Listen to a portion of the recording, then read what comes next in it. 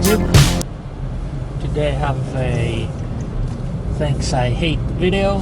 5 things I hate about this Opel or vauxhall Corsa, depending on where you buy this car from, Europe or England. In general, as a disclaimer, I have to say that I like this car. It's not my car, and but there are some things that are quite annoying. Not many, but there are a few significant things. Some are just my personal preference. Anyway, let's begin. Number one, it must be the fact that it's 2019 and this car has in the back seats manual. Because now this car is not the basic trim. It has all the goodies like GPS, it has a navigation system, it has a rear camera for parking sensors and things like that, tire pressure sensors, stuff like that. But on the back seats, on this is called the innovation trim, it has manual windows. For me, that would be almost a deal breaker for this type of car. It's a city car. Has 4 doors. People are going to be sitting in the back, mostly kids. So having manual windows in 2019, for me, that's a big no. Anyway, number 2 would be the fact that when you start this car, so you have shown that from the beginning, it has the echo button set to on. That's the start-stop function of the car. And some will say, well, Alice, I like to have my car stop at every stoplight because that saves fuel, and that's the whole meaning of a economy car like this. And the thing is that probably it's because I'm old school. I don't have too much confidence in such a system, by means of the fact that I have a friend. I'm not going to tell what kind of car he has, what brand of car he has, but after 2 years of using the start-stop system, not in a Corsa, but in another type of car, at one stoplight the car wouldn't start, and when he got the car towed to be fixed, it was the ignition system.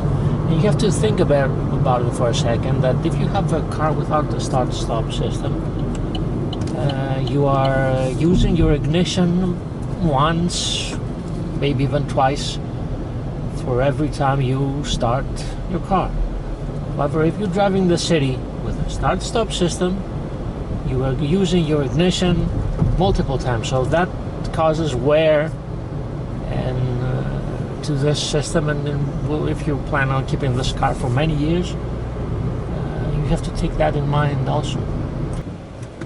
Anyway, moving on to number 3, those next following 2 things that annoy me are probably personal preferences and minor nuisance or drawbacks of this car, but it's a bit, it's about preference.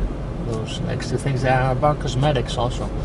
The one thing is that on the back of this car, now this car, as I said, has 100 horsepower, not much, but 200 newton meters of torque, which is much for a small car like this. So this car, especially in the city, is quite nimble, quite fast.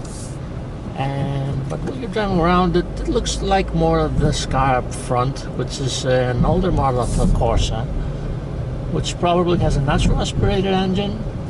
And everyone who sees this car says, oh, it's another slow car. So for preference, but I would like to have them put the turbo on. I've seen in other cars of this trim, they have the turbo sign on.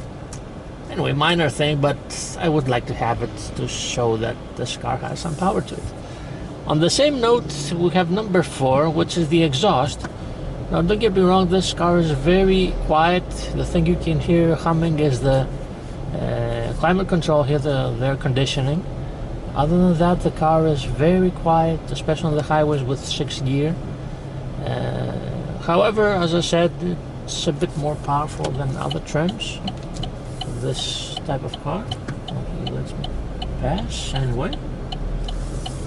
And the exhaust, it's a very thin exhaust. It's almost thinner than the one on the 1.4 natural aspirated. It has no chrome covering, so that could be something that they could address, or they could have look at a bit more sporty, because it does have a somehow sportier engine than the natural aspirated versions of this car. And closing at number 5, which would be a more important thing, I should have put it up front, but as I said, it's a city car. We don't expect this car to have sport performance. Now this car's suspension is on the soft side. Quite much, I would say, on the soft side. It does turn, but make no mistake, there's a lot of body roll. And it could be the tires. I have 16-inch rims with 195 width, so they're relatively small tires, medium tires. But there is body roll and a turn. Some traffic here, but I'm going to try to change lanes here. Cannot see it here, but there is body roll in the turns, which is something to be expected of a car of this type. But they could have done a little better, probably with wider tires, I guess. I don't know. Anyway, these are the 5 things that annoy me about this small city car. Thanks for watching. Please like, subscribe.